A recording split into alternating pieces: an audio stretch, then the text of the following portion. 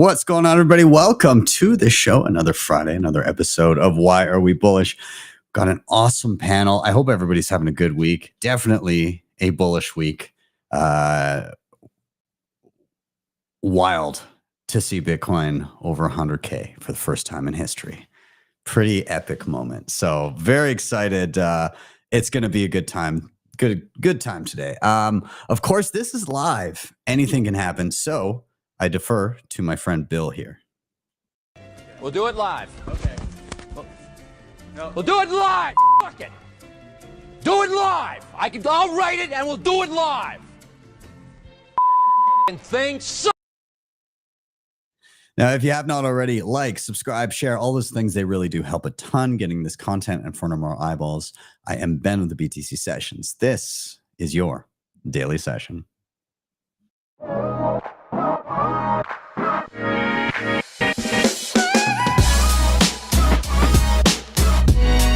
HODL the Bitcoin.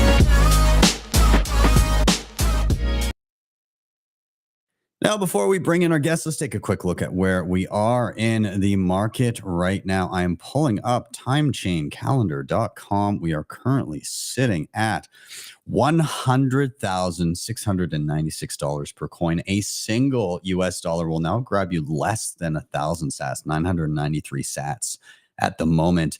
In terms of fees, next block 11 sats per VByte, and in terms of Bitcoin mine, we're sitting at 19.79 million, which is 94.24% of the total supply. We're going to give a quick shout out to sponsors of the show, and we'll be back in about a minute to bring in our panelists. So we'll see you guys coming right up. Bitcoin Well is one of the best places to be buying and selling Bitcoin in Canada and the US. And now with the advent of Bitcoin Well Infinite, high net worth individuals can enjoy an OTC desk with white glove experience tailored to transactions of $50,000 or more. This helps high net worth individuals, family offices, businesses, and trusts secure the best prices and execute large transactions with speed and efficiency. You can expect personalized service, rapid fulfillment, no slippage, custom trade structures, risk management guidance, and global buy and sell capabilities. And hey, if you're not a high net worth individual, not to worry, you can still benefit.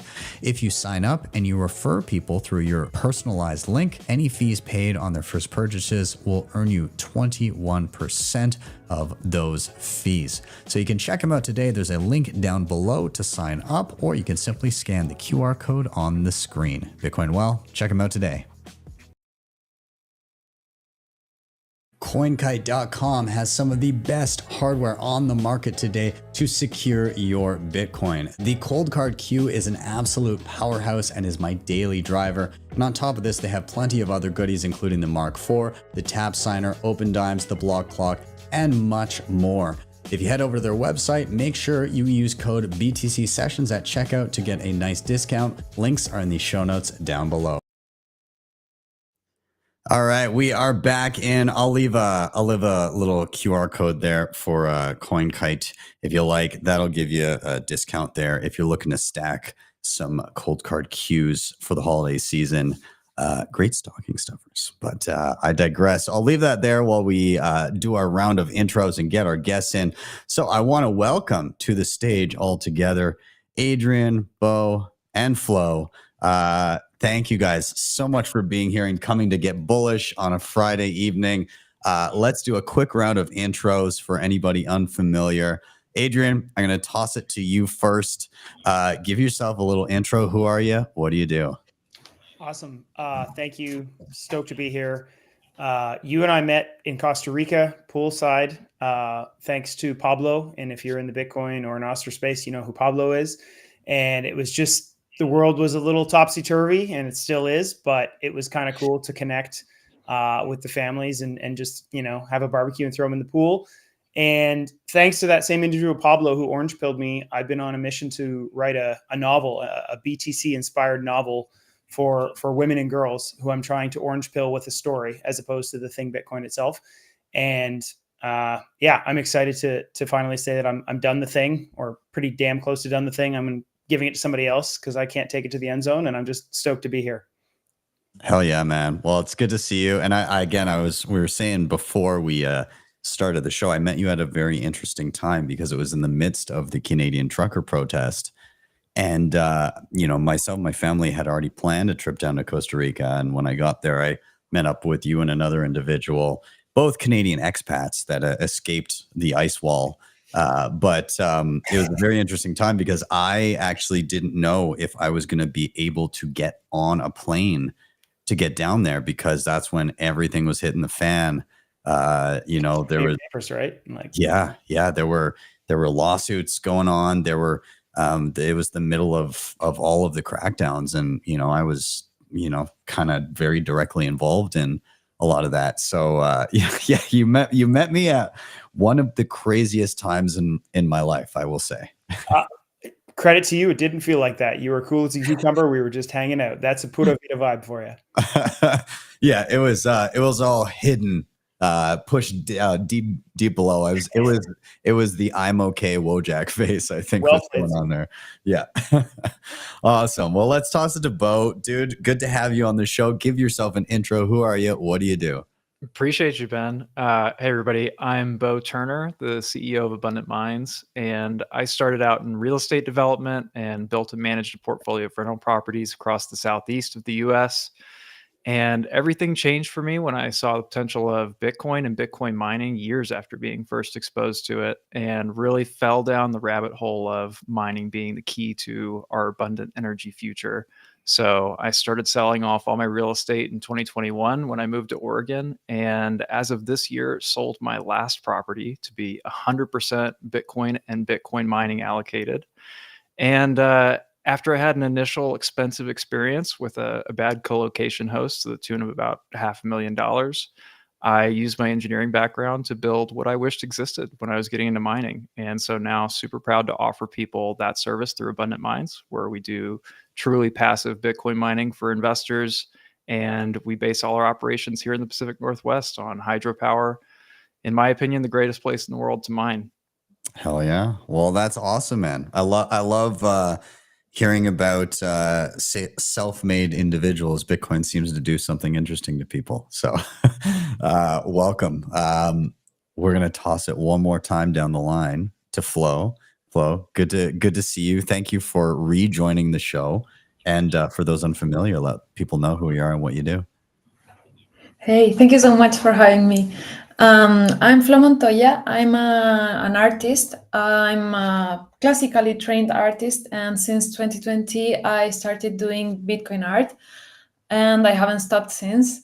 And yes, there is one. And I also work in marketing. I work currently for Panties for Bitcoin. So I'm also wearing like the CPO, Chief Panty Officer hat today.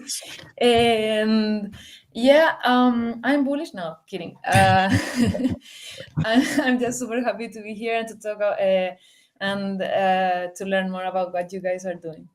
Awesome. Well, I'm glad to have you, and shout out to Panties for Bitcoin again. It was funny when I first heard about the company and saw them at would have been Bitcoin 2022. I think was the first time I came across their booth. But what a great family. And I thought it was a bit of a shtick, and then they kind of explained to me like their ethos and everything, and I love them. I think it's great. My wife thoroughly enjoys their products. And then they started making men's briefs, and they're probably the most comfortable things in the world. So, yeah, it's really cool because as a company, like we focus so much on like internally on quality, but externally it's most about like being fun, being Bitcoin, or being in the ecosystem. So when people try them because of this fun aspect, and they realize like, okay, this was really like good quality. This is not like crap. Yeah. Yeah, they're low time preference undergarments, we'll say, which is an awesome thing. So yeah, that's great. Well, welcome to all of you. Glad to have you all on the show. And we're going to dive in. For anybody watching that's unfamiliar, this is Why Are We Bullish? Very simple premise to the show. Each one of us has come with a reason for being bullish in and around Bitcoin, and it can take really any form. The sky is the limit, whatever your little heart desires to talk about. But the flow of the show is pretty simple. Number one, somebody's going to drop their reason for being bullish. This is their chance to rant about what they're currently excited or buzzing about. Number two, altogether, we're going to riff on that reason, comments, questions, whatever rabbit holes we decide to go down. And then finally, number three, we're going to rotate to the next person until we all had a turn. So reason, riff, rotate. Only major rule to observe is try not to drop your reason early.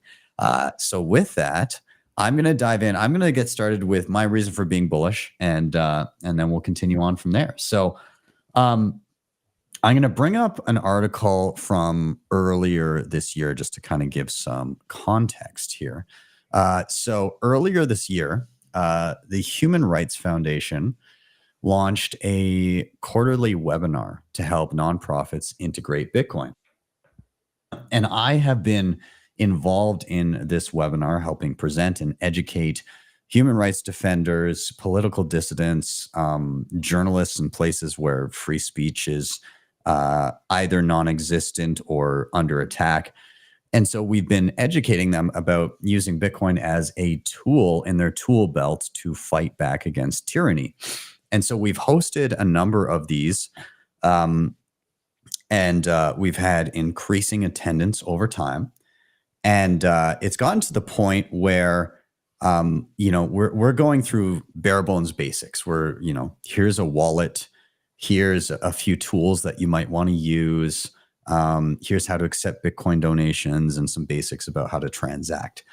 Well, now we're getting some deeper questions, and we're getting people saying, can we get some more advanced stuff? Can we try some different things? And so we are next week launching a pilot program that is, we're calling it like the Advanced Seminar Series. But really, we're just giving people more tools in their tool belt to begin educating themselves on other, Bitcoin-related tools, but just like in general, freedom technologies. So I'm very excited that next week we're going to be covering 3 topics with the pilot group. Number one is going to be introducing them to Nostr and teaching them about censorship-resistant social feeds and how Nostr can help them get their message out in a way that can't be easily censored or removed from the internet. So I'm very excited about that. Nostr is about to get an influx of human rights defenders, and I think that's an excellent cohort of people to be joining the ranks of the other Nostriches out there. We're also going to be touching on CoinJoin because, of course, Bitcoin in and of itself is not inherently private. It's pseudonymous.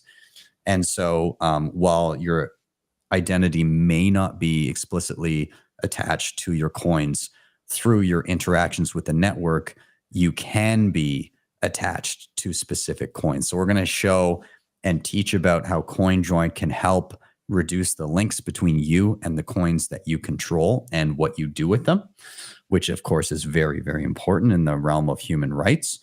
And then finally, we're going to be touching on hardware. If you build a bit of a treasury, if you're trying to keep large amounts of donations safe and offline, how do you easily interact with hardware to do that? How do you back up hardware? How do you interact with it?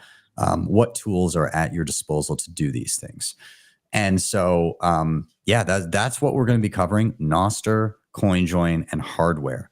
And I couldn't be more excited. We get to dive a little bit deeper. I'm going to be flanked by my co-host Anna Chekovich. She's from Russia, and she has worked alongside the late Alexei Navalny and the Anti-Corruption Foundation, and she's been doing very, very important work. And this year has been also working hand in hand with the Human Rights Foundation and helping put together and host these webinars.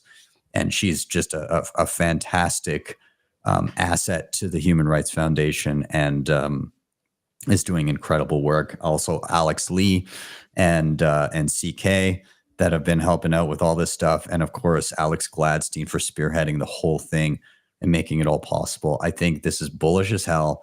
I think that getting freedom tools to the people that most need freedom is such an important initiative. It's been some of the most impactful moments in my time in Bitcoin.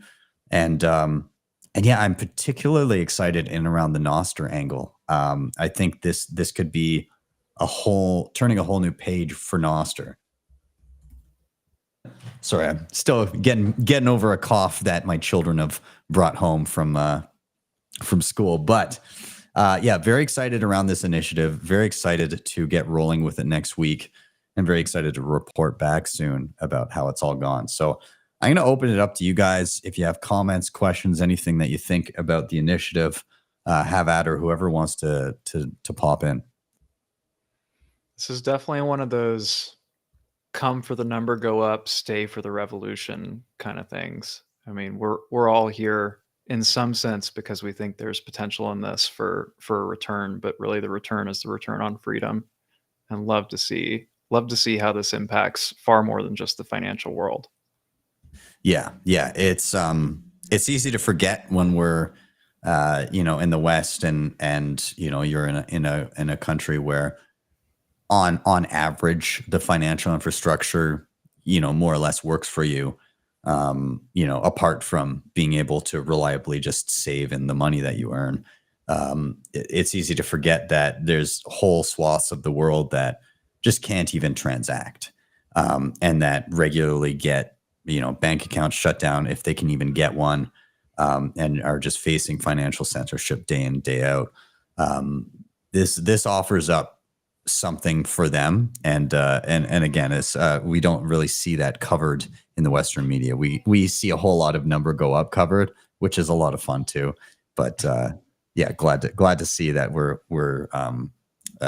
taking the other angle as well. So yeah. And sorry, I can see how this is like so bullish, because when for me and for my family, we entered the Bitcoin ecosystem because of the use case.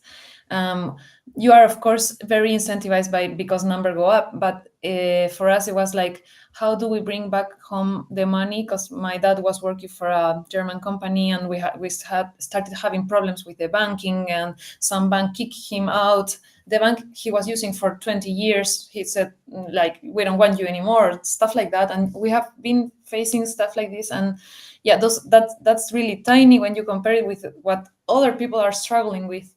And I think that's why Bitcoin actually came to existence. It's not you get rich, and that's the second effect, like us, okay, cool, but that's not the revolution. That's not something that's gonna change humanity.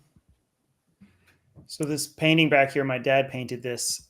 It's Prague, and he was from the Czech Republic, and he passed away earlier this year. And so it's a bit of a memento for me.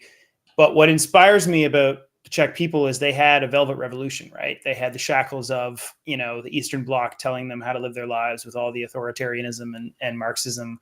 And they managed to kind of shrug it off in that expression, sly roundabout way, right? Like they figured a way to just get out from under that and not have it be a horrible, bloody thing. And I look at the lunacy in the current financial system, and Bitcoin is our velvet revolution. Beautifully said. And sorry to hear about your dad. That's sad. But there was who was it? Somebody did a talk specifically on this in Prague, and it might have been. I was so sad to miss BTC Prague. I wanted to go, but it's just I have too many children. They're everywhere, so it's hard. Yeah, that happens. Yeah, it was a hell of a. It was a hell of an event, but what a unique place to hold it in. So yeah, I agree. And it's again, what the tools that we're using to improve our lives are also vastly improving the lives of others for very different reasons. So yeah, it's very exciting. And guys, I've got to sneak one other thing in here. I've got like a surprise second reason for being bullish. Do you mind if I share a little something here? Yeah. Wow.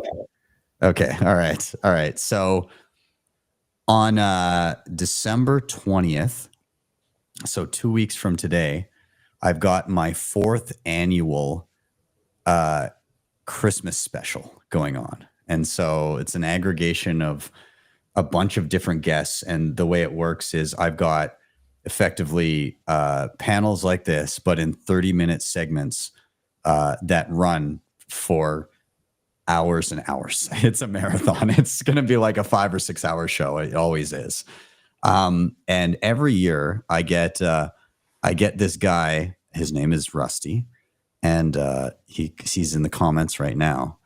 And he always makes the most epic thumbnails for the show. And he said that he's got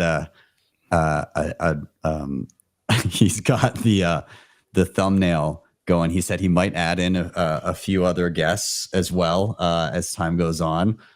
But my God, I'm looking at it right now and I can't not share it. So yeah, and Rusty's correcting me. Sorry, my main reason for being bullish, outside of all of the wonderful human rights things that are happening, is this thumbnail. So I'm going to share it now. World premiere of the thumbnail for this year's Christmas show. And God, the work that this guy does is astounding. So here it is. Yeah, I need to just dedicate it to just that. That's insane. Wow. That is, so there's Becca up top left with her new baby boy.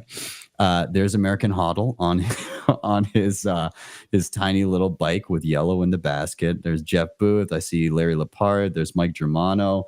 Who else is in there? Who else am I seeing here? There's Preston Fish on a bull with Greg. I see Madex in Santa's sleigh. Oh, there's Nico. There's Katie the Russian. Who is that down in the bottom right? I see Rockstar there. There's Sean. Oh my God, this is insane. I feel like if Mad Max Fury Road met the holidays with a Bitcoin theme, like this is it right here. Wow. Amazing.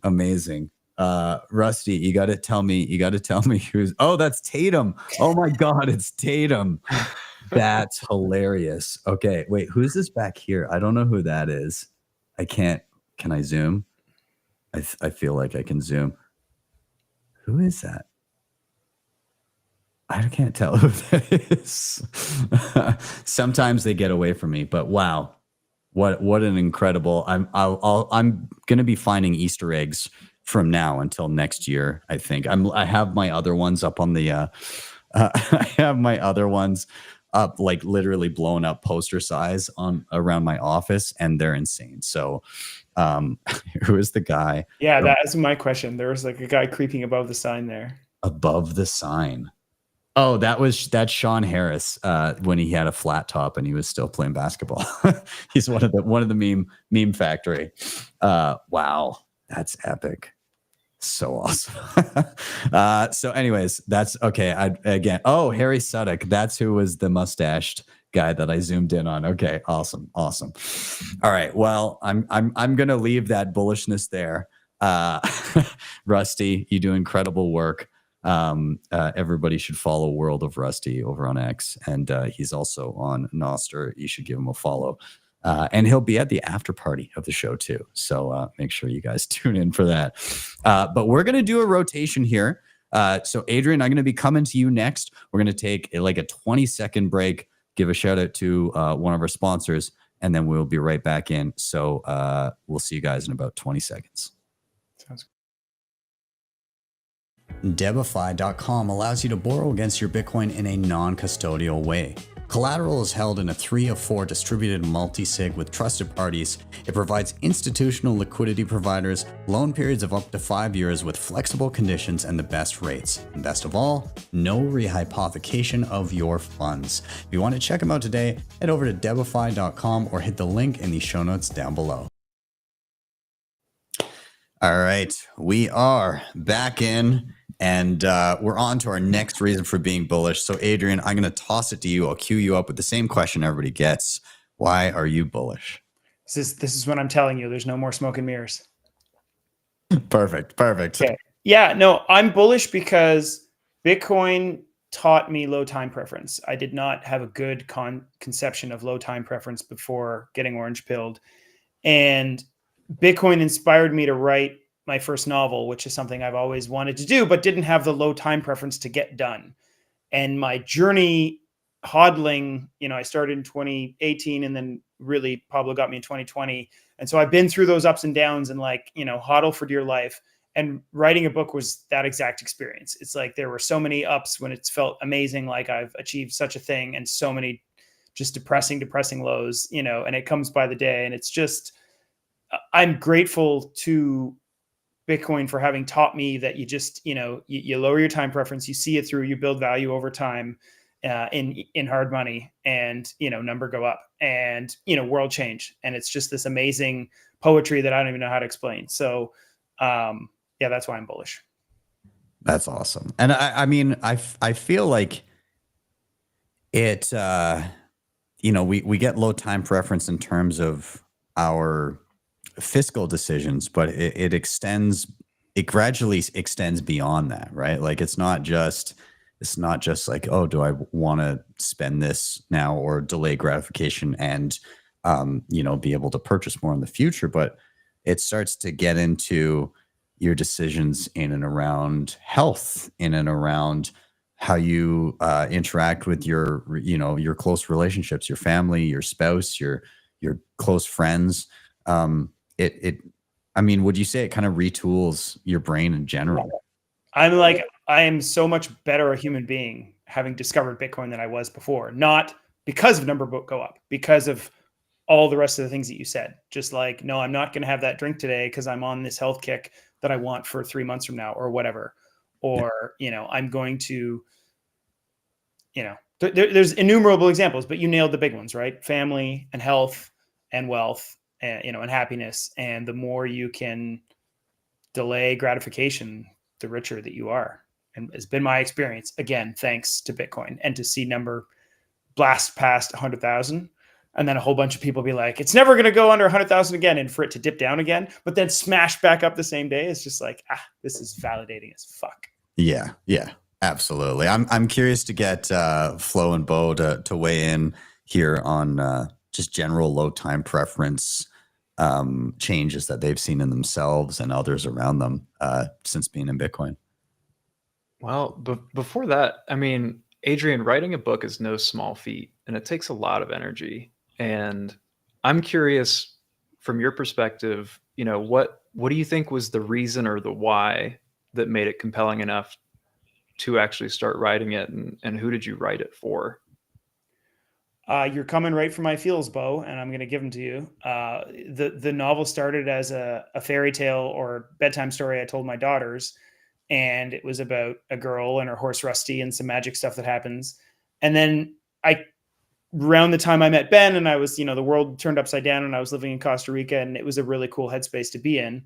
And I thought, well, what if the magic is Austrian versus Keynesian economics? What if, these things that I've learned from Bitcoin form the world building, and I can speak to women and girls with a hero that, builds her happily ever after, in a way that would make me proud to tell my daughters, essentially. And so I hope I've achieved that. But, again, all that traces back to, learning more about this, incorruptible, decentralized magic internet money that is what we know it. Yeah. I maybe we'll touch on it a little bit. I want to hear what Flo has to say, but you did give me a little teaser read at one point, and I will say some of the metaphors in and around even just like the intricacies of how the network works with that were really well thought through, in my opinion. So maybe we'll touch on that a little bit. But Flo, I'm curious your comments or questions or whatever in and around what Adrian said, low time preference in general. Yeah, I think low time preference is such a beautiful gift you receive, and some people have it from before, or maybe you are like working on it. But I think, Bitcoin pushes that.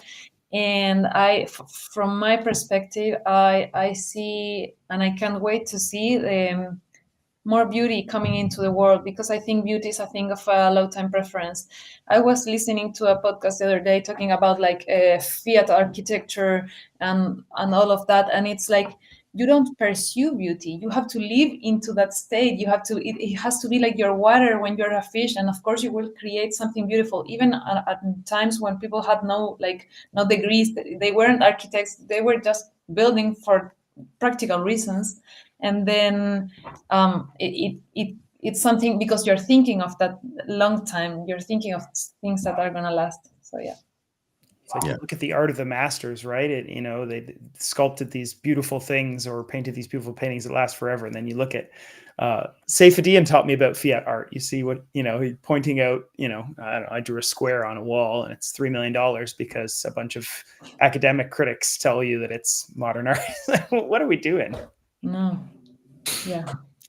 If I may, for me, in that sense, it's Bitcoin got me back into creating art. I was so disappointed with the art ecosystem. I was finishing like my studies. I had studied for a long time in different types of schools, and I said like, okay, this was a huge waste of time. I'm gonna do something else. And in the process, I already like knew about Bitcoin, but when you don't like really understand it, and I started understanding it, and it pushed me to create stuff. So yeah, it's and you see the evolution, like when you look at Bitcoin related products, and even like attire or just things that you find at conferences that people are selling, and then in the art itself. You've seen a very quick evolution of those things from, again, from the high time preference world into the reality of what it's like to try and market to Bitcoiners who recognize that the money that they're using actually stores value quite well, and then convincing Bitcoiners to part with their sats because they see value in something. It holds your feet to the fire and forces you to be better and create better things that speak to the people that want to purchase them, either in that they're going to last a long time and not break down, or in that they're really thoughtful and like the art has meaning behind it and communicates something to the person that wants to purchase it and put it on their wall. And early days in Bitcoin, you could pretty much just slap a B on something and somebody would grab it because there's nothing with Bitcoin on it. And now it's different. Now you've got to hone your craft, and you've got to have proof of work in what you're doing, because again, if you're pumping stuff out there that is inferior quality, I mean, even the pennies for Bitcoin thing, right? Like they talk about like the material that they use and the quality and the stitching and things like that, because they say, okay, well, we want this stuff to last. It's not just going to be like some garbage that falls apart in the wash. And I think across the plethora of products that are now being created with Bitcoiners in mind, that's the number one thing. My spending habits have changed in that, yes, I am conscious about whether or not I want to spend money, but it's also in the types of things that I purchase. I'm actually more likely to buy the higher quality, more expensive thing that's going to last a long time. And I always throw out this example. I've got this table that's in my living room. We were looking for a new kitchen table, and of course we did the typical, we're looking and maybe the IKEA thing, and we're kind of going through, and there's all these faux, stone, whatever. And then we were like, why are we spending, say, half the amount on some piece of trash that's going to be all beat up in no time at all? Why don't we spend more and then have it last forever? So I had a good friend of mine who does an amazing work. He basically create the base from solid oak and then get like a giant piece of stone for the top and put it all together. This thing weighs like 300 or 400 pounds. and it's sitting in my living room. If this house burned down right now, that table would still be standing here. So like, again, it changes your perspective, and like you're willing to maybe pay a little bit more if it's going to last and be a quality thing that you can actually enjoy and pass down to your kids and whatever it may be. And I think we're seeing that change. There was a definite shift from people used to fix things and keep them, and to, oh, everything's replaceable. Is it broken? Yeah, toss it out. We'll just buy a new one. I think we're going back to the we'll fix it phase. We're going back to the low time preference products phase of consumerism. I think there's a definite shift underway. It's a total mindset shift too, because many people nowadays, I mean, you already mentioned it, you spend half as much on something cheap, but over the long arc of time, that can be the most expensive decision that you make, because you have to keep making that decision over and over and over again. And if you just go for quality up front, you know, odds are you got something much better that you're much happier with, that over time costs you far less than continually having to replace and make up for the mistakes of not spending where you should have on something that was going to make a huge difference in your life. Yeah. Absolutely. And this is not a product plug, but if you're telling me that I can get Bitcoin quality underwear cupping my balls, like that is worth every cent. Flo, I didn't realize until Ben said it earlier that Panties for Bitcoin makes, things for men. Like, Ben, your point is, it's right on, Ben. It doesn't matter what it is. Something of quality with value is worth paying for, rather than the cheap thing you buy 10 times over, as Beau said, and then you're still further behind and miserable. Yeah. I mean, and what's more valuable than cupping one of the most important parts of your body carefully? So I think, and I will say, for those that are worried about keeping their masculinity intact with something that says Panties for Bitcoin across it, it says P for B on the men's version. So my P for B's, and I get to still keep my man card, I suppose. So here we are.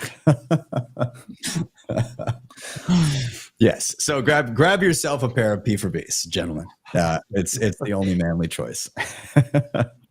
But with that, I don't know, Adrian, do you have anything else you want to tag on before we do a rotation there? Any final takeaway you want people to have from this? I would ask a question that I'm eager for feedback on. So, what I'm trying to do is serve what I think is a slightly underserved audience, and that is younger women, and get them inspired about Bitcoin without talking about Bitcoin, right? If it's a Bitcoin book, they probably aren't all that interested. So how can I tell a story about a farmer's daughter who has to battle the forces of evil and kind of, sneak in some decentralization and Austrian themes in there? And the challenge I'm trying to think through is like, how do I go and I market this thing? Because on one hand, if I put a Bitcoin or any other B on it, it's going to turn that segment off. On the other hand, I don't want to shy away from the inspiration, because I want them genuinely to be like, oh, I should probably go learn more about this thing. And so I'm trying to think, how do you get a Bitcoin product in the hands, of people that aren't Bitcoiners, and how should I be thinking about that? So I don't know. That's my question that I'll leave it with. That's a good question. And I don't know that I have a perfect answer, but I'd love to hear in the chat too, like if somebody has their take on the best way to convey some of these messages to that audience. I would love to hear it in the chat. One way is I go to all the maxis and I'm like, hey, you've got a wife or a daughter or a mother or an aunt or someone that you love who maybe doesn't quite get this thing, like give them this book. So that's one way. But I also, I don't know, there could be, maybe not, maybe more wide stream and don't mention the Bitcoin and just like Trojan horse it. I don't know. I'm eager for comments. I think, we've talked about this with our company, is that marketing to Bitcoiners is one of the smallest markets in the context of all the capital and all the consumers in the world that you can address. So if you can find a way to get into the attention stream of your ideal target, or the person who makes purchasing decisions for your ideal target, in your case, marketing it as a values-based book for young women and getting in the places where those young women are consuming content and making those decisions would be my first step. And the story is the story, the message is the message. You just have to put it in a place where it's going to resonate. And then you don't have to position it in any different way than you want it to be. You want it to stand on its own, but it's just got to find the right people in the right context. Great feedback, Beau. Thank you. Mm-hmm.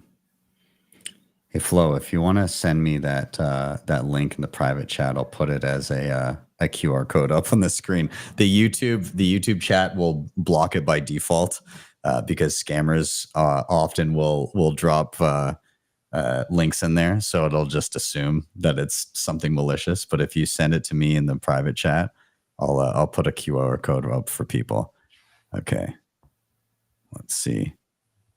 I'll copy that and then I'll have it up in a minute here. But yeah, everybody,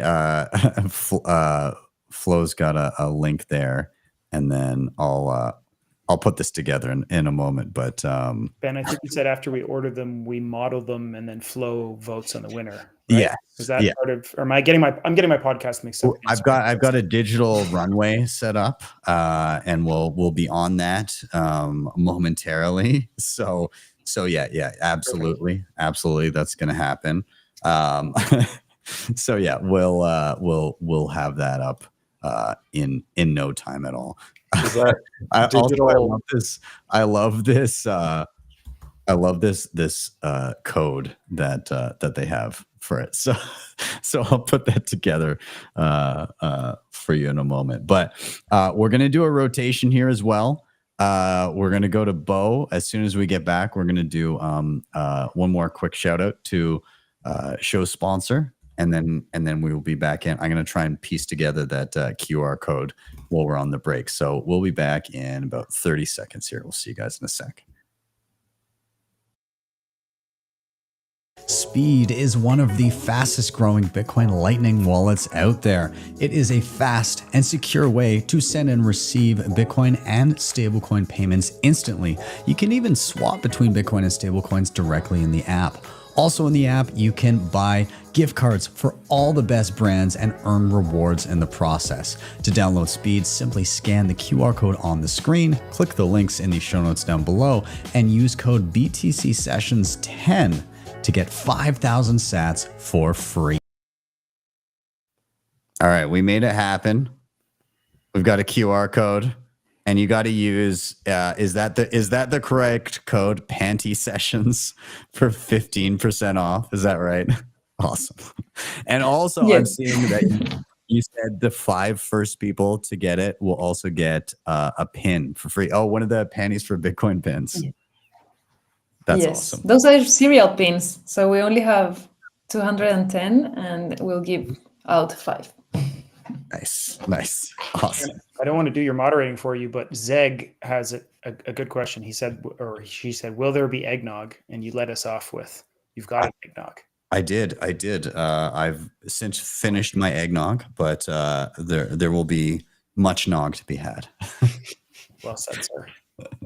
Yes, absolutely. Okay, I'm going to put this down here. Oh, that's obnoxious. I don't like that there. We'll leave it off to the side for the time being. But Beau, we're gonna toss it to you. I'm going to cue you up with the same question everybody gets. Why are you bullish? Other than this being the first stream of this type over 100K, which I think is a celebration in itself. If you can throw some emojis on the screen, however that works. We're not on Zoom, so maybe that doesn't work.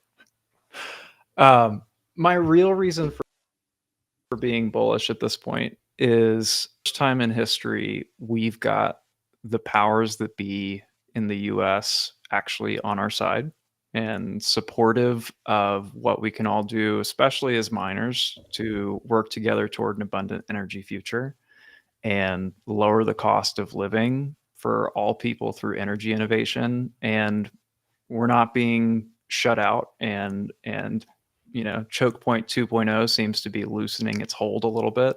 So I'm very bullish on the resistance clearing, and we're expanding pretty quickly this year, and so that's bullish for us. But in the mining world specifically, we talked about low time preference, but this next 10-year period is going to be unbelievable, and part of that is because of the remaining 6% or so of supply that you flashed earlier on the screen.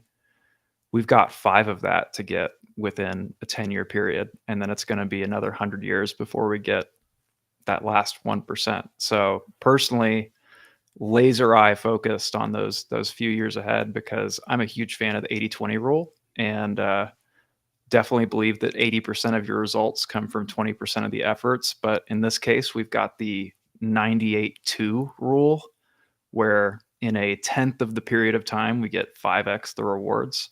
So I'm so hyper bullish on anybody that's mining right now, that's got a 10-year game plan, and really just excited for people that are participating, because the people that get in 2035 are not going to have the same opportunity and the same set of circumstances that make this really a unique time to be alive. And so excited to show all of our local communities what this can do in the real world for them. Hell yeah. It's it's wild to hear that stat that inside of the next 5 years, or sorry, the next, how many years before the next 5% is gone and we're just down to 1? 10 years for 5% and 100 years for 1. That is insane. Again, like people, it's crazy to think how quickly that goes. And I mean, how quickly it's gone before now, right? How, we're at 94 point whatever percent. And that has taken 15 going on 16 years. And now, now we're going to be closing in on 99% inside of a decade. And then it's just the existing supply is the existing supply. 1% inflation over 100 years. Crazy. like down to the last sat. And again, that halving schedule, I mean, even, Bitcoin started having 50 coins every 10 minutes, and we're at the 3.125 mark. That's wild. So, and that means that inside of, I'm just looking up the halving schedule here. And this is, I'll bring it up, timechainstats.com. But over here on the right-hand side of the screen, future Bitcoin halvings. So the next halving takes us to 1.5625 in 2028. And the halving after that, it's sub 1 coin for the block subsidy. So that means if you manage to get to being a whole coiner, then your stack is larger than what the entirety of the world's hash rate will be rewarded with every 10 minutes. And that's astounding. And like, look how quickly it disappears after that. Again, like, many of us, I'm turning 40 in March. And so, I hope that I hope that I'm alive for a decent period of time from here on in. But I don't think it's unreasonable to say that I'm going to be alive and kicking in 30 years. And so, if we go 30 years out from today and we jump forward to like 2054, in and around that time, you're looking at, 1 million sats is the block subsidy. Well, in and around 1 million sats, 1.2 million sats as a block subsidy for the entire world's hash rate. That's wild. Like, people don't realize how scarce Bitcoin is. It's the scarcity is going to hit people like a ton of bricks, and they vastly underestimate that. I mean, again, if you look at what $1 can buy you, in if you went back just to the panic of 2020 when the world markets were panicking and Bitcoin dumped there, there's a period of time in 2020 where a single US dollar would buy you something like 21 or 22,000 sats for a dollar. And now it's under 1,000. And so, like, again, you could have gotten 22 times as much Bitcoin 4 years ago, 4.5 years ago. So it's slipping through your fingers. But the people are going to be talking the same way about it 4 years from now, and 4 years from that, 4 years from that. Sorry. Go ahead. I was just going to cut you off. I'm sorry, but it's like I'm on Groundhog Day, where since 2018 I've been telling people, as I'm sure you have, where it's like, hey, as Satoshi said, you might want to get some of this, right? It might turn into something. And every time from like 6K to 40 to 70, all the way along, everyone's like, oh, that's too much. Like, I gotta wait till it dips, and then it's doubled that, triple. It's just like, no, it's just gonna keep going that way. But that's the great challenge. How do you get people how do you shake them by the shirt collar and get them to realize that? Yeah. I think one of the ways that I like measuring this stuff is how many sats your fiat can buy you, and looking at a chart of that. And so again, like a time chain stats, this is time chain stats rather, like the 1 USD buys this much Bitcoin, or 1,000 Satoshis are about $1. I think people need to see the fact that your dollars are buying you less and less Bitcoin. And that's what spurs people into going, oh crap, I could have bought more before. And I see this chart that is trending down and down and down. And it more accurately communicates the devaluation of the dollar versus somebody feeling like Bitcoin's expensive. It's no longer, oh, I missed the boat. It's like, oh, I need to get to the lifeboat. I think that's where we can communicate it. So yeah, dump those dollars before you can't buy anything with them is what I'm getting at here, I suppose. Flo, I'm curious if you have anything that you'd like to add to Beau's sentiment, his bullish sentiment on things opening up a little. Yeah, I really like your optimistic view, and I think since we're like talking more about price, price is the best way to get people on board. It's like number go up, it doesn't fail, like it's useful. And I know we try to focus on the important, and we're like, no, this is changing society. This is all the things we love, but that comes after. Like you need, like people will get because of number go up, and it's cool too. And then we can like get deeper into the other stuff. Yeah, it's and again, I kind of want to touch on what you're saying about regulatory wise, how we've got a little bit of runway. Now, I'm curious if you think that are we starting to get out of the woods, or is this just like kind of a delicate time to navigate because there is potential to whipsaw back the other way? Well, I think it's going to get very different in the different places of the world. But I think we are just entering then they fight you stage. I don't think we're over that. I don't think it was that easy. Like, oh, now everyone likes it. Okay, cool, done. I can see that maybe in some places it will be like that. Like they didn't need to fight it. But I can also see that some places are going to get very tough and yeah, frightening maybe. Beau, what's your feel? Like, let's say U.S. centric. How do you feel in the U.S.? Do you think we're out of the woods, or do you think there's still some fight left to go through?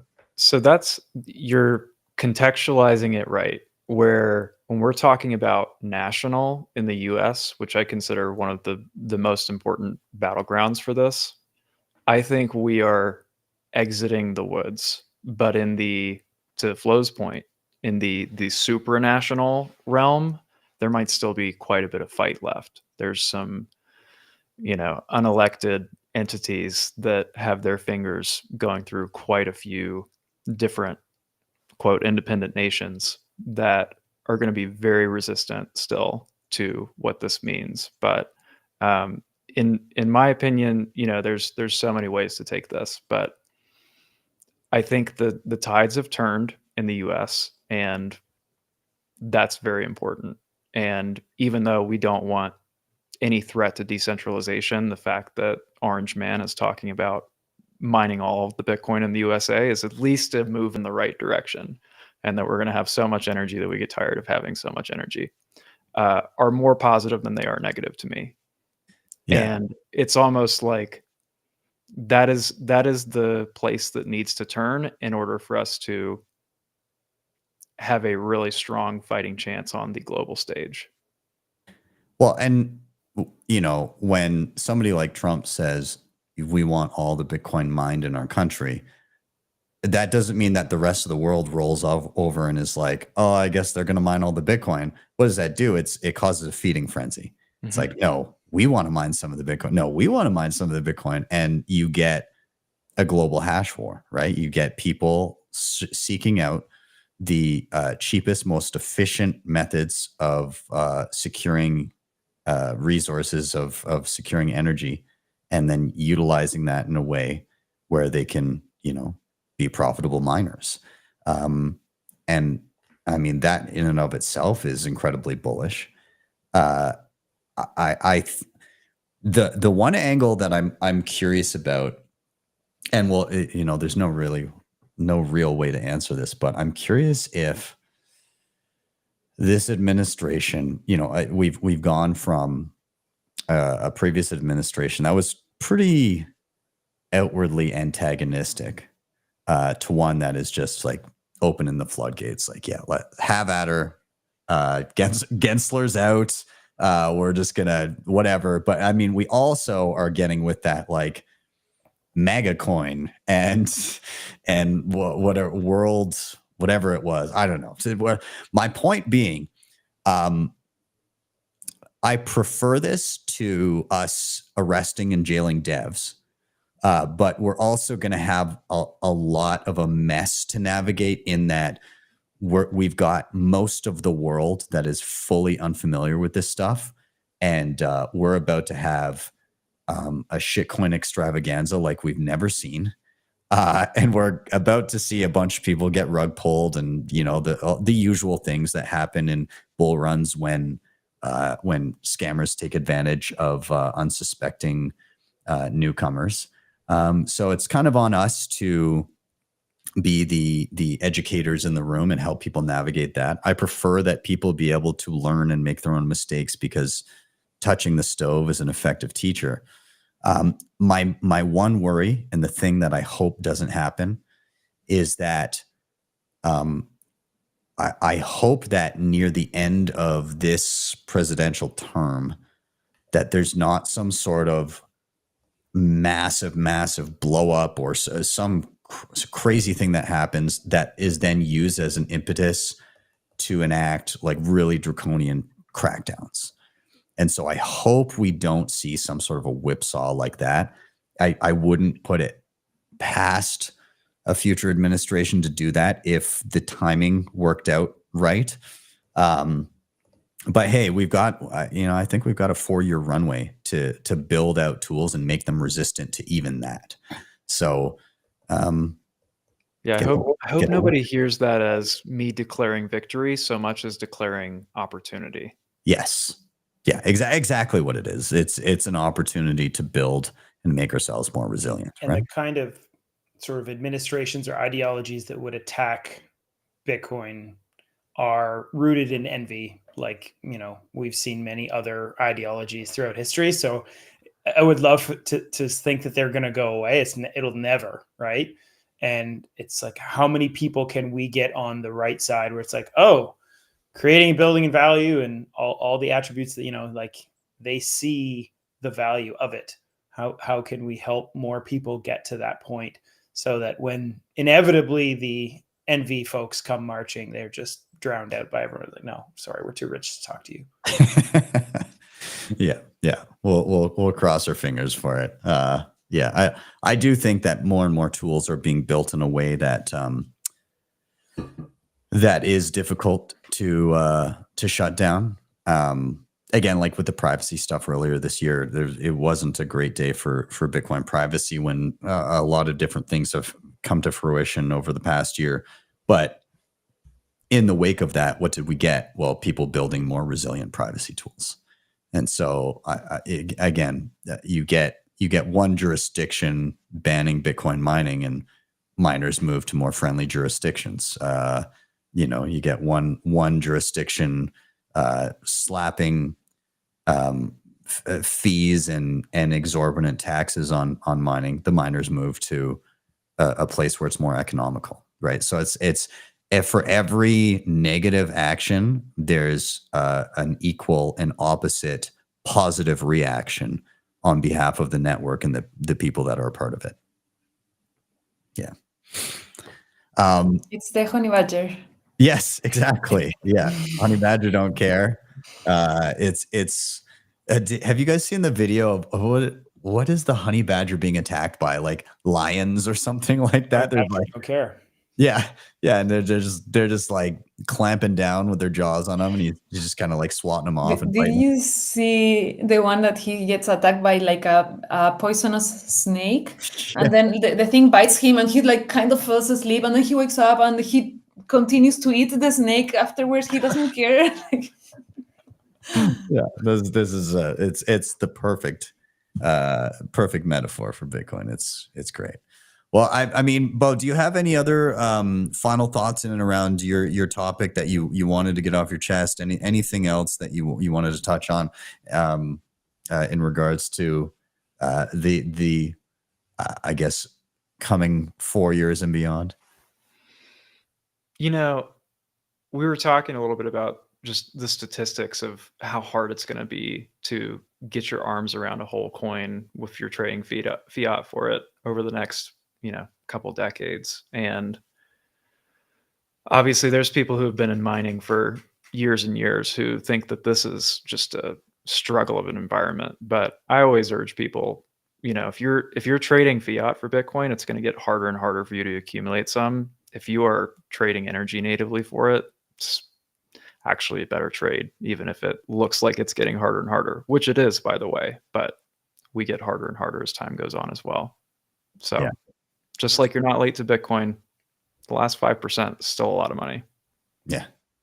I mean, if that becomes the ruler, the financial ruler for the globe's wealth, 5% is more than enough to want to put some effort into going after it, right?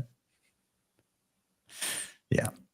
All right. Well, we are going to move into our final rotation.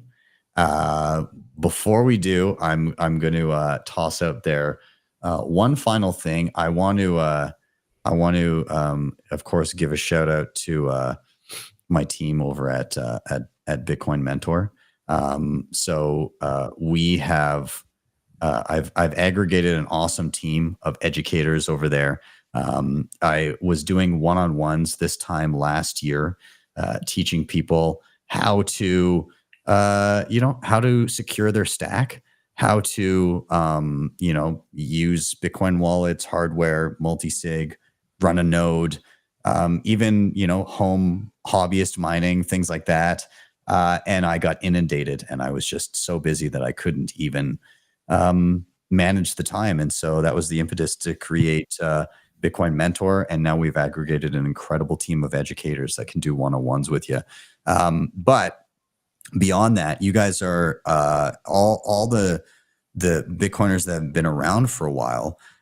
You guys are going to have a ton of people asking you about how to do all of this stuff that you have learned over time as well. And so if you don't have the time and or possibly patience for that, you can scan the QR code there. You can become an affiliate of Bitcoin Mentor, and that'll give you your own personalized link And anytime somebody asks you, if you send them your link and they sign up for a session, then you will earn $21 to be paid out in Bitcoin at the end of the month. And that's not just for their first session, that is for every session in perpetuity moving forward. So if you want to stack sats while new Bitcoiners stack skills, then scan the QR code, get yourself your own link, and then just put it in your social profiles, post it wherever you are, pin it in a tweet, put it on your Nostr profile, wherever you happen to be, and then just sit back and stack some sats. But with that, I'll leave that QR code up here, but we're going to do a rotation. And Flo, I'm looking at you. Our final reason for the evening, why are you bullish? I'm super bullish on culture, and I've been thinking about more and more about this. And I've talked to people and realized how important it is for a revolution to actually happen, to have a strong culture behind it. And this doesn't mean that the technical things are not going to be important, but it is important to have other people building from this other side. And in this regard, it's like going into the arts or whatever, you like cultural things, like for example the book, but also like the merch stores or like brands like Panelist for Bitcoin, like whomever we're like around this world. And because I was studying for an art piece about like the printing press, and I realized that some people say the printing press, like what happened historically there when you separate church from the state is that you have an amazing new technology that's going to change people's lives, and you have a strong culture supporting it, like building from this, and then you also have this will of change, this you are sick of something and you need something to happen. And when these three things combine, it's when historically changes have actually happened. And I think Bitcoin has three things. It has, of course, the amazing technology. It has, like, we are sick of things and we want them to change. And we are building a strong culture and community. And what I'm seeing is that I think many people are like realizing this, the importance of this. And I'm seeing like, for example, I'm working with my friend Rebel Money Art, and we're creating a new gallery, and it's we're working on that. It's a very new project, but it's gonna be on a working place where many Bitcoiner people go to work, and then it's going to be an actual gallery we're trying to get the best quality art we can. And then I'm seeing, as you mentioned before, like the quality of arts itself is going deeper and deeper, and people everyone is thinking from their own perspective about Bitcoin. And it's not just about like, I'm going to slap a Bitcoin B, I'm going to try to sell this, and I'm a scammer, basically. No, it's like, I'm adding value. I'm giving the best I can to you and to the world, and then I receive value in return. And yeah, that makes me super bullish. I love it. Tell me about the project. Where you said it's like a Bitcoin co-working space that you're going to be in. Is that right? Yeah, I don't know how much I can say, but let's do it. It's gonna be in Denver, and I hope everything is good, and I hope I'm not messing it up by speaking about it. Yeah, we're working very hard because we want to make it like an actual gallery type. Like we're taking the role of curators. There's of course the gallery, then we're going to have like the auction house, so there will be a schedule, and you will be able to go physically to see the art for a long period of time. And then at the end of the you can buy it, but it will still be displayed like in actual galleries. And then at the end of the exhibition, there will be an auction, hopefully, and then you can actually purchase these other pieces, and then it will rotate, and you will be like, anytime you go to Denver, you will be able to go to kind of what the Bitcoin Museum is doing in Nashville, but with a rotating show. That's really cool. I like that. It's so great for Bitcoiners to have these spaces that they can go to as well. Like, you know, these not just co-working spaces, but cultural spaces to go and kind of appreciate the creativity and history of Bitcoin. And despite us only having less than 16 years under our belt, I feel like the culture is brimming with a lot to take in. And it, you know, it's a pretty rich history for such a very recent one. And you see that through the art and through the creations of the community and the, again, like Flo, you're doing your art. Adrian, you're writing a book. I love the idea again of communicating stories through these things. And you know, for something that came from lines of code, very, very literal, this thing does this, to see these creative minds come to the protocol and communicate what the protocol means in their own, through their own eyes and ears and through the way that they communicate through their medium, is such a cool and unique thing. And I mean, maybe Flo, you could even speak more to that in terms of, you know, how Bitcoin has inspired you as an artist, in terms of, you know, how you capture what you're seeing with the culture and the shift in society. Like, how do you begin to capture that through your art? Yeah, I think it's similar to what we were talking before with the like how Bitcoin changes you and it changes your ways and your habits. It's such a base layer, the mechanism we use for transactions and for savings and for storing wealth. It's so at the bottom that if it crumbles, or if like, it will make a change on everything you do. People creating images are going to express it that way. People who are like, I don't know, coders are going to code, you know, and then maybe more coders are going to go into the open source projects instead of like other companies. And for me, it started more of like, because I had studied arts for such a long time, and as I said, like, I was very disappointed, and I was like, okay, what am I going to do now? Like, I was super stubborn. I studied arts, and now my dad was right. Like, I'm gonna starve. Like, and then, but I knew Bitcoin, and I started like going deeper, and I realized that I started creating art about Bitcoin, and it was a way for me to understand Bitcoin. So what is this thing? So I start with the memes, I start with the easy layers, and then you go deeper and deeper. And then I realized I also want to like think about how is Bitcoin going to change our future, and how can I represent that, and how can I help into that shift. Like, I don't want to have this fiat culture anymore. What culture do I want to have? Like, how do I want my future kids to relate with other people in this world? And yeah, it kind of goes into that way, into that direction.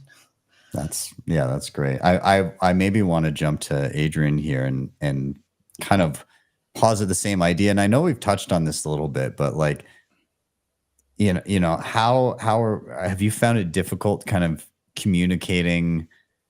You know, you said that it's been a labor of love to get through this book that you've written.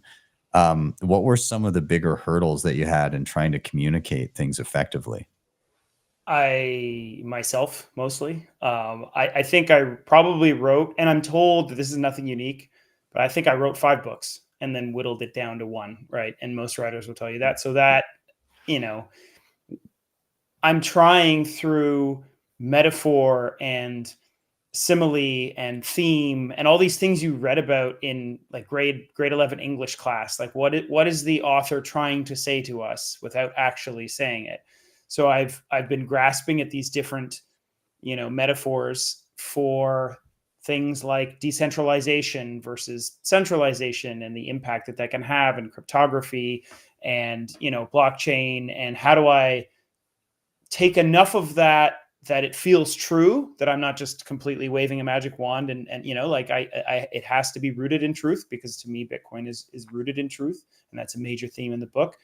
But also take a little bit of liberty and have fun. So, you know, it ends up, you know, if you think about like the red and the blue lightsabers in Star Wars, it almost ends up like that, where our heroes have this like orange fiery light magic that they use to battle this like lime greeny slime sludge fiat thing. And so it starts in all these, you know, intellectual places where I'm overthinking it for my own good and be like, well, how do I reflect scarcity inflation versus deflate. How do I show all this? But that's too much. And you kind of go through this wild process. And at the end, we've just got, orange kicking green's ass. I love that. I love that. Now, Beau, I want to go to you because obviously you're in the nitty gritty, the practical, the hands-on, you're dealing directly with Bitcoin itself. But I noticed behind you, you've got, your own representations and things that you're drawn to. For you as somebody dealing directly with Bitcoin, but obviously feels, a great sense of identity in and around the implications of this and are, moving down the line for future generations. What are you drawn to when it comes to creative things around Bitcoin, whether it be art or people's writings or whatever it may be? What speaks to you? What have you seen that you've liked, in recent times? So we work with a lot of, and I'm one of these too, with half my brain, analytical types between engineers, investors, people who you would consider making most of their important decisions based on some form of logic or calculation. And they like to believe that, and we like to believe that, but it's not true. And we're almost always making a decision first based on emotion and connection to a feeling and a story, and then justifying it later with some form of logic. And so as much as I love the spreadsheets and the math and the analytics and the code and everything that makes the system the beautiful machine that it is, this is fundamentally a human story, and we're telling it to other humans. And whether it's mining or it's Bitcoin art or it's education, it's not so much about the mechanics as it is how can you touch a human soul with what we're working on. That's why we talk about, come for the number, go up, stay for the revolution. This is a revolution that happens within people's, the very depths of who they are once they've spent enough time with it. And definitely gives off culty vibes, definitely gives off religious vibes, but it's very important. And it's a story that, can't be told just with numbers.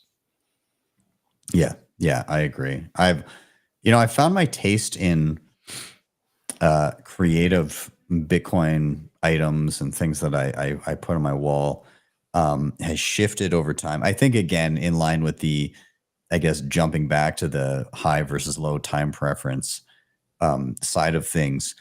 I used to grab everything with the Bitcoin B on it but my tastes have matured.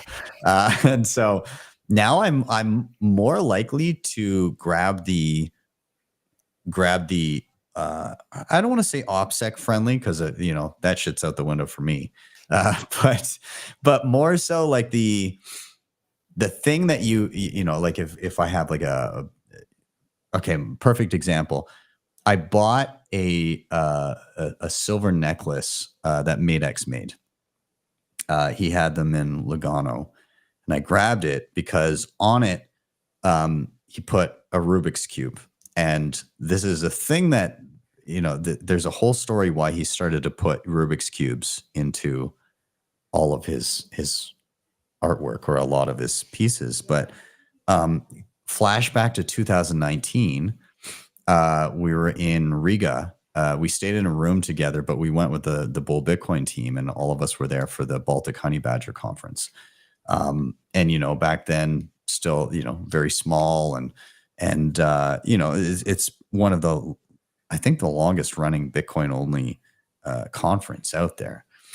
And we had this dinner put on by Bull Bitcoin, and it was hosted in kind of this underground restaurant that's basically like a cave. And it's where the politicians of the city used to kind of go underground and like scheme about how they were going to run the city and do all these different things. And, it's pretty wild. And so we had this dinner, and there's like a pig on a spit and like all this meat and everything. And we're in this, cavernous, dimly lit. It looks like a supervillain's lair where quite literally the supervillains of the time used to lay out their dastardly plans for their subjects. And Bitcoiners have just infiltrated the space and are having a delicious dinner. And the people that were in there, it was like Saifedean and Adam Back and Francis Pouliot and like all of these like epic Bitcoiners. And there's this picture from that dinner, and it looks like the Last Supper type thing. And it's just like these crazy Bitcoiners that have been around the block. And Madex ended up getting a seat beside Adam Back during that dinner. And Adam Back, as Adam Back would, of course, brought a Rubik's Cube with him in his pocket to dinner. And so then Madex is making Adam Back teach him how to solve the Rubik's Cube in this setting that I've just described. And it was just one of those, I'm just sat across the table witnessing this. But when I saw the Rubik's Cube start to be inserted into his art, I was like, is that what? And yeah, that's the source of it. So I bought this, this piece of, it's Bitcoin jewelry, but it has a Rubik's Cube on it. And nobody would ever know what the hell that is or what it means. But like, for me, it's like a formational, formative memory in my Bitcoin journey. And I love stuff like that, where it's just like this little Easter egg that you would never know, or like just little things where somebody might know and you pass by and they see it and they go, that. And so I think that's where I'm at with Bitcoin creative stuff and art. I like getting something and then knowing there's a story, that there's something important there as to why, as opposed to B. There you go. And I think that's where art is going. And I think that's where the creatives in the space are headed, is trying to be not necessarily more cryptic, but intentional and having something deeper beyond the surface level. I don't know if you guys would echo that, but that's my feel. Maybe on that note, just a tiny thing is sometimes you want to go super propagandistic and you want to like put the B and but it has an intention now. And I think that's what we're noticing. It's like, yeah, we're going to still use the symbols, the icons, the honey badger, I don't know. But it's more intentional now than just because it's the only iconography I know about Bitcoin, Yeah. And I mean, even the honey badger is great. I've got a pin that I put on my jacket just on the collar, and it's just like a gold honey badger. And most people would have no idea, but I catch the occasional person, they go, I know. Which is awesome. They see your hair and then the honey badger. Yeah. I think I know you. Probably the hair first is the thing that would catch the attention, but who knows? Yeah. Awesome. I mean, Flo, is there anything else that you want to tag onto your topic? Any other takeaways that you want to kind of wrap with in and around that before we put a bow on it? No, just to mention that I think we're building a lot, and I hope you guys, like people, if they're interested in these sort of things, they pay attention, because we're putting a lot of effort, and not just like we're hosting, for example, a show every week, and we interview different artists and creators, and maybe Adrian can come because we have interviewed writers, and it's about the culture itself, and we do it live in Twitter, like very simple manner. And also, for example, the crew of Stackchain magazine, what they're building, like it's a kind of decentralized type of producing that magazine, that it has so much value and content. And yeah, there are a lot of amazing and with value, like a lot of projects with a lot of value popping up, and I hope people check them out. Yeah, absolutely. Well, with that, we're coming to the end of the show. Now, there's something I like to do before the end of the show. I like to go around the room one last time, and I'll give you guys a moment to stew with this, but to give recommendations for the people that are watching that they may find useful. And this can come in many different forms. Maybe it's just a piece of advice that you wish you would have had when you started your Bitcoin journey. Maybe it's, hey, I love this book, check it out, or I listened to this podcast, or I loved this movie, or check out this device or app or whatever. It can really take any form that you like, but a recommendation for people watching that you think that they should check it out. And so mine is we'll say it's a tad self-serving, not really, it's more community serving, but we've got this event coming up next Sunday. It's just around the corner here, but we're doing the SAT market. And so this is a community initiative here in my city of Calgary. We've gotten together with all of the Bitcoiners and said, hey, we're going to put on this event. You guys are all Bitcoiners. You all understand that Bitcoin is the better money. And you also all have skills and businesses and services and goods that you offer. Why would you not, rather than just simply earning dollars and then having to take the extra step of exchanging those dollars into Bitcoin, why don't you cut out a step and also accept Bitcoin? And so we've begun creating this circular market here. And we're hosting another one this Sunday. So we're going to have a Christmas market. And we've just put together a website for it. And so I guess my call to action for everybody that's watching is you may not be in and around Calgary or Southern Alberta or Southern BC or Saskatchewan or maybe even Montana. You may not be in the immediate vicinity and able to make it. If you are, then please do come. We'd love to have you. But if you can, give that QR code a scan. That'll take you to the website. And please share that wherever you can and help us raise awareness of what we're doing, not just for people to attend, but also for people to realize that they can replicate this and do this where they are. Because I think Bitcoin becomes absolutely unshakable when you create relationships with your community and you can simply rely on each other and provide goods and services for each other and remunerate each other in a money that nobody else can print. It's easy when you're relying on on-ramps and off-ramps for top-down pressures to shut down those things or regulate those things. But it's incredibly difficult to say you're not allowed to be friends with people you're friends with and interact peer-to-peer. That is where Bitcoin truly wins, if you can establish that. And that's what we're trying to do. And so, yeah, check it out, bitcoinsatmarket.com, scan that QR code, share it wherever you can, and reach out to us and let us know your trials and tribulations where you are, and maybe we can help you with what we've done. And we're trying to put together a blueprint for it. So if you scroll to the bottom there, you'll also find our socials. You can follow on X and Nostr and catch up with us there. But we're going to be documenting a little bit about what we're doing. Should be a good time. If you're in the area, let us know. We've got some other tangential events that are happening in and around Calgary that whole weekend. So come join us. Come check out the SAT market. It should be a good time. But with that, let's, Adrian, I'm going to toss it to you. Do you have any recommendations for the people watching?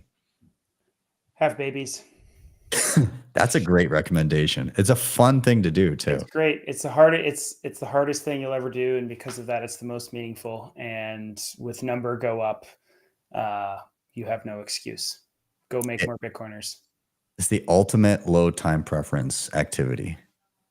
Yeah, it's yeah. I would echo that. We need more of that, not less. It's perfect. Really fucking hard. Don't let anyone kid you, but it's worth it. Yeah, absolutely. Beau, I'm throwing it to you. Recommendations. What do you got? I'd recommend anybody go as deep as you can wherever you can, whether it's connecting through art or connecting through technology. If mining is your vehicle, you know, I often say that getting into mining was my second engineering degree. And I mean that with my whole heart, that it was something that I invested a lot of blood, sweat, and tears in, and has returned far more than just Bitcoin, but a lot of return just on investing in yourself. And I'll often say to people, the only return that's higher than investing straight into sats is investing in your own skills and investing in yourself. And I guess investing in your own Bitcoin skills would probably be the highest return that you could possibly get. So even if it's something like you don't have to spend $10,000 on a miner, you can get a little BitAxe, and we give these away to clients every now and then as gifts. But whatever you can do to make it very nice, whatever you can do to make this real for you and connect it to your life and connect it to some kind of learning, the deeper it goes for you, the more impactful it is. So in the words of Jeff Booth, don't just give your money to the system, give your energy and your time, and you're going to see a whole different kind of return on this. I love that. That's fantastic. And yeah, I mean, keep learning. The BitAxe is a great way to become familiar with Bitcoin and mining and how it works. And then you get a little forever lottery ticket that you can just plunk on the shelf, and it's better than buying a real lottery ticket, in my opinion. Flo, I'm going to toss it to you. Any final recommendations that you have for people? Yes, I want to recommend a new documentary that came out recently, made by a Bitcoiner. He did everything, the editing, the shooting, everything. And it's called No More Inflation. The site where you can watch it is nomoreinflation.com. And he's like promoting it himself right now. And I watched it. We interviewed him for the thing we do. And it's super interesting, and this is a film that will be fun and engaging for Bitcoiners. It will lift your spirit. Some of the things, of course, are things maybe you know more about one topic because it goes through many things. But it's fun to watch, and it's something you can watch with whomever normie, Bitcoiner friendly people around the world, and they will get the idea. It's super well done. Yeah. Shooter's awesome. He's been putting his blood, sweat, and tears into this, and well worth it. And go support again your Bitcoin creators. I definitely dropped some sats on watching this, and yeah, it's a fantastic watch. So go check it out. nomoreinflation.com. Yeah, hell of a time. And hey, look, he was kind enough to mention me. I'm like up here beside Graham Hancock and Alex Gladstein and stuff. That's wild. That's weird, but pretty cool. He did a really good job on it. So, yeah, great recommendation, Flo. Awesome. Well, everybody, I want to thank you guys so much for coming out, getting bullish with me on a Friday evening. Great time to be bullish. Adrian, Beau, Flo, thank you guys so much for your time. Everybody that's watching, check them out. There's links down below so you can follow them and what they're up to. And you're all welcome back anytime. Appreciate you, Ben. Thank you so much. Cheers, guys. I'll see you. Have a good weekend. All right. Bye. And everybody watching, thank you guys so much for hanging out with us. Of course, give this a like, subscribe, share, all that stuff. Make sure you do follow the panelists tonight. They are all awesome, working on their own projects. Make sure that you check them out. If you want to help the show in another way, of course, all the previously mentioned sponsors are in the show notes down below. Of course, if you also want to be a Bitcoin Mentor affiliate, you can scan that QR code right there and sign up and share your link in your socials, and you can just passively stack some sats over the coming year. Highly recommend as a way to stack some passive sats while people stack their Bitcoin skills. And that's it. Have yourselves a wonderful day or evening, wherever you may be. And I'll see you guys next time for your daily session.